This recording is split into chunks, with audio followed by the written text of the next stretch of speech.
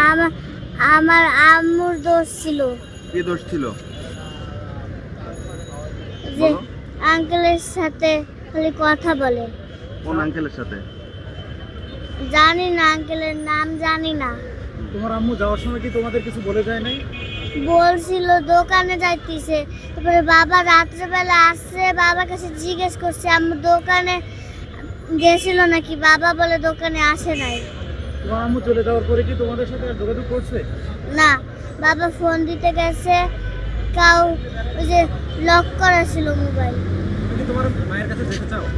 না, কেন চাও না? ওই যে মাংস টুকরা টুকরা করে বেচে দিবে। কারণ মা মা আমাদেরকে আগেই মারতো। তোমার আব্বু আম্মুর সাথে কি ঝগড়া হতো? হ্যাঁ, কি নিয়ে ঝগড়া হতো তোমার আব্বুর সঙ্গে আম্মুর জানো? খালি ফোনে কথা বলে, এই যে কাছে গেলে মারে, বাবা যা বলে শুনে না। হচ্ছে গত 26/10/2025 আমার ওয়াইফ লুনা খানম, পিতা নীলুমুল্লা, গ্রাম আশফর্দি, থানা নরকান্দা, জেলা ফরিদপুর।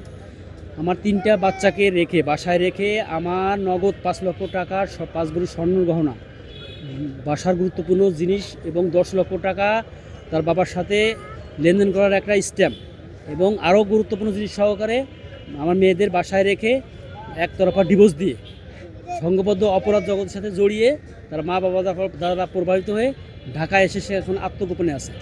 আমি এর জন্য মাননীয় প্রধানমন্ত্রী এবং মাননীয় প্রধান বিচারপতি সহ দেশবাসীর কাছে আমি বিচার চাচ্ছি। কেন আপনাকে ছেড়ে গেল? হ্যাঁ, কেন এটা হচ্ছে, কেন হচ্ছে এই বিষয়টা হচ্ছে আমার যে ওই যে বিদেশে মানে ইটালি নেওয়ার জন্য আমার শ্বশুর ইটালিতে থাকেন, তো আমাকে ইটালি নেওয়ার জন্য 10 লক্ষ টাকা আমার কাছে নেন।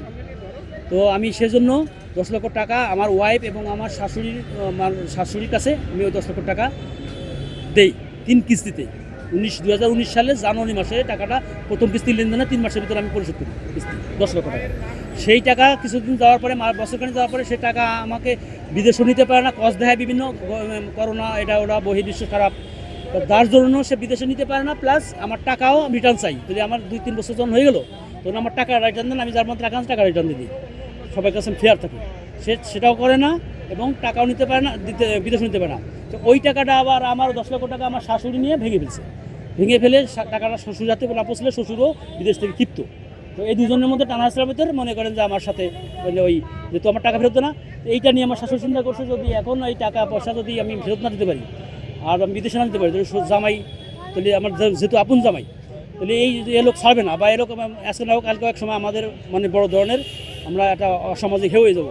এটা চিন্তা ভাবনা করে মেয়েরে দিয়ে এই অপরাধ জগতের সাথে ইন্ট্রোডিউস করাইয়া এবং আরও ষড়যন্ত্র করাইয়া মেয়েকে তার বাড়িতে নিয়ে, অর্থাৎ আমার শ্বশুর বাড়িতে নিয়ে যত ধরনের মানে কান পড়া, যত ধরনের ব্রেন ওয়াশ, যত ধরনের এমনকি স্কোলোপিন স্বল্প দীর্ঘমেয়াদী মাদক প্রয়োগ করা হয়েছে আমার ওর মাকে, আমার ওয়াইফকে, ওই যাতে তার পক্ষে কথা বলার জন্য। এটা জানেন যে স্কোলোপিন একটা কি মাদক? হ্যাঁ, করাইছে আমার শাশুড়ি এবং ওই অপরাধের সাথে যারা জড়িত তারা আমার শ্বশুর।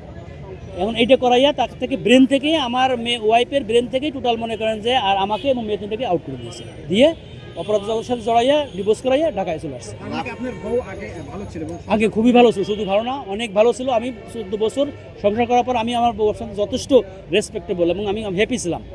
যদিও আমি শ্বশুরবাড়ি দ্বারা হ্যাপি ছিলাম না, ওয়াইফ দ্বারা হ্যাপি ছিলাম বলে ওয়াইফকে কখনো আমি কোনোভাবে আমি হেও বা কোনো ছোটো বা কোনো মারামারি তো প্রশ্ন না করতাম না। অন্য ধরনের সংসার করতেছে এটা আমি 100% শিওর না, কারণ যেহেতু সে ঘরে 3টে বাচ্চা রেখে স্বামীকে ডিভোর্স দিয়ে এবং ইয়ে করে মানে সব কিছু আত্মসাৎ করে চলে আসছে। স্বামীকে ডিভোর্স দিয়ে বাচ্চা রেখে আসা মানেই একজনের সাথে যে অপরকে এর পিছনে কোনো কেউই এর সাথে আছে। সেটা আমি যেহেতু আমি নিজ চোখে দেখিনি আমি এটা ওইভাবে বলতে পারবো না। তবে আমি ওই যেখানে সে কাজ করছে মানে চাকরি করতো আইসে যেখানে ঢাকা যেখানে অপরাধের সাথে জড়িত যাদের সাথে তারা কারণে উঠছে, ওখানে আমি যে তাকে পাওয়ার পরে আমি তাকে বলছি যে ওখানে সে একজনের সাথে ইন্ট্রোডিউস এবং একজন না, যেহেতু ফেসবুক ফেসবুকের সাথে সে ইন্ট্রোডিউস ছিল অপরাধের সাথে, ওই ফেসবুকটা ছিল অপরাধ জগতে। হ্যাঁ, ওই তাদের সাথে জড়াই হলে এবং কয়েকজনের সাথে সে সম্পর্ক লিখতো এরকম একটা মনে হচ্ছে। প্রেমিকের সঙ্গে পালিয়ে এসে ঢাকায় অবস্থান করছে, আপনি তো শিওর না, তাহলে এইটা কিভাবে বুঝলেন পরকীয়া প্রেমিকের সঙ্গে সে আছে? পরকীয়া প্রেমিকের সাথে আছে, ওই যে আমি ওখানে যে পাওয়ার পরে আমি শিওর হয়েছি কিছুটা, মানে তাও 100% না। ওখানে তার মুখের কথা ছিল যে আমি শুধু আমার চাকরির জন্য আমি একটা স্বামীর নাম ধরছি, এটা কীভাবে সম্ভব? ওটা চাকরির জন্য স্বামীর নাম ধরা লাগে। আমার স্বামী আমারটা ইউজ করলে যেহেতু আমাকে মৃত্যু দেখাইছে বলে যে ওখানে যেটা করছে। এখন যেহেতু অপরাধের কথা, তাদের ষড়যন্ত্র কথা, তাদের বিভিন্ন কথা বিভিন্নভাবে আসতে পারে। সে যেটা বলে স্যাটিসফাই হয়, বা যেটা সে বলে খুশি হয়, যেটা সে বলে মানুষকে বোকা বানাইতে পারে, তার সেটা করতেছে। কিন্তু আসল বিষয়টা তা না। বিয়ের আগে কি বুঝতে পারতেছিলেন যে আপনার বউ পরকীয়া করে? না, বিয়ের আগে তো বিয়ে হয়েছে 2012 সালে। তখন আমার বউ মানে 12 সালের কথা, 2012 সালে অনেক আগে। তখন আনুষ্ঠানিকভাবে বিবাহ, হঠাৎ করে বিবাহে আমার খুব প্রেম বা ভালোবাসা এরকম কিছু না। বিবাহটা মানে আনুষ্ঠানিকভাবে। আপনার শ্বশুর তো ইটালি থাকে ইটালি। বললেন, কিন্তু আপনার 10 লাখ টাকা মিলে তার লাভ কি? তারা কি আসলে অভাবী? অভাবী না, তাদের স্বভাব। কারণ সে একজন আদম ব্যবসায়ী, সে একজন মানে বাটপার। সে একজন এরকম না হলেও কয়েকজনের কাছে টাকা নিয়ে সে নিতে পারে নাই। আর যেহেতু সে নিতে পারে নাই, সেটা আমার পদে আমি বুঝতে পারছি যে আমার পর সে নিতে পারবে না। আমাকে, আমি তো জামাই, তো আমার এটা নাও হতে পারে। আর তো আমার ওয়াইফ এত রিকোয়েস্ট করতেছে বিদেশ গেলে তো আমরা তো আরও ভালো একটু জীবনযাপন করতে পারবো, আমরাও চলে যেতে পারবো, এমনকি আমার ফ্যামিলি সহ সে নিয়ে যাবে, এরকম একটা অফার সে দিচ্ছিল। কতদিন আগে গেছে আপনার ওয়াইফ? কে? আপনার ওয়াইফ কতদিন আগে গেছে? সরো বাবা, এই যে 26/10/2000, 26 তারিখে গিয়েছে। 26/10/2024। আইন আছে নিয়েছে? আইনের আসার জিডি করা হয়েছে। আর আইন বলতে আরও এরকম আমি কেন আইনের আসা যায় নাই। আর স্থানীয় প্রশাসন, স্থানীয় চেয়ারম্যান, টিওনো, থানা ওসি যায়নি, আবার ওই জেলা প্রশাসন। আইনের কাছে যান না তো এখানে কেন আসছেন? এখানে আসছি আইনের কাছে যাই, আমি আইনে কোনো সুরা পাইনি। সবার কাছে যাওয়ার পরে যে তাদের কাছ থেকে যে ভাষ্য পাইছি, বউ নিয়ে গেছে টাকা, স্বামীর টাকা নিয়ে যেতে পারে, এর জন্য বোন নামে মামলা হবে না। আর এই মামলা দিয়ে আপনার লাভ নাই। কে বলেছে? বলেছে আইনের লোকজন, আদালত বলছে, থানা পুলিশ বলছে, এবং জেলা প্রশাসক সাহেব উনি চেষ্টা করছে যথেষ্ট যে দুটা আবার ইন্ট্রোডিউস করে দেওয়া যায় কিনা। অনেকবার চেষ্টা করবার সেও ব্যর্থ হয়েছে। পরে সে বলছে না, আমি পারলাম না, পরবর্তী স্টেপ আপনার যেটা করা আপনি শুরু করেন। তো পরবর্তী আমি অনেকদিন অপেক্ষা ছিলাম। 6 মাস পরে যে আমি গণমাধ্যমে আসছি, আমার ফেসবুকে ওয়ালে আমি দিচ্ছি 6 মাস পরে। 6 মাস পরের থেকে কিন্তু চলে যাওয়ার পর এই তারিখ থেকে 6 মাস পরের থেকে আমি আমার ওয়ালে দেওয়া শুরু করছি অপরাধ, যে একটা পর একটা এই ধরনের অপরাধ। আমার ছেড়ে যাবার একবার কথা নেই। এই যে 3টা বাচ্চা রেখে গেল, কি মনে করছেন? 3টে বাচ্চা রেখে গেছে, এটা তার কাছে কি মনে হচ্ছে জানি না। আমার কাছে তো আমাকে অনেক বড় মানে একটা বড় অপরাধ মনে হচ্ছে। 3টে বাচ্চা রেখে একটা পুরুষের কাছে চলে গেছে, একটা মহিলা। এটা কি একটা বাবার সম্ভব? একটা পুরুষ মানুষের কখনো সম্ভব না 3টে বাচ্চাকে ভরণ পোষণ করা। মানে ভরণ পোষণ না করলাম না, দেখভাল করা, এদের গোসল করা, খাওয়া দাওয়া করা, এদের স্কুলে নেওয়া, এদের দৈনিক যে ওয়ার্ক পারমিট, এটা কীভাবে সম্ভব? 6 মাস কীভাবে পালন করছেন? এভাবে পালন করছি। এভাবেই সংসারে আমি যে রান্না করি, নিজে ওদের গোসল করাই। বড়জন বড় হে একটু করে, ওরা পারে না, ওর করে দেওয়া লাগে। সবাই নিজেরা আস্তে আস্তে ওরা শিখতেছে। আচ্ছা, আপনার বাড়ির আশেপাশে মানুষ কি বলছে?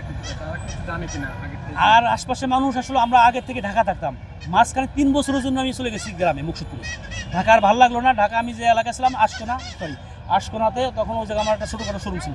তো ওখানে শোরুমটা আমার আনডেভেলপ হয়ে যায়। ওই এলাকা যখন ভেঙেছে, নষ্ট করেছে, আমার ব্যবসা ওখান থেকে মানে হয়ে যায়, ব্যবসায় আমি একটু লস হই।